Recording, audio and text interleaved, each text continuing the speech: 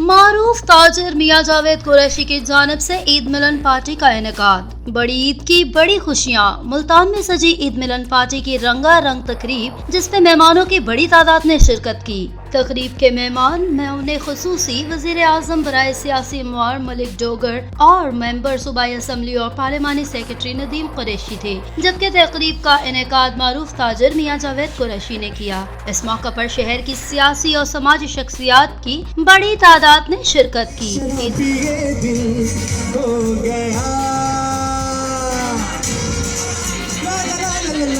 ईद मिलन party में मेहमानों के लिए बारबेक्यू का बंदोबस्त भी किया गया था। तकरीब में गुलकारों ने अपनी परफॉर्मेंस से 4 चांद लगा दिए।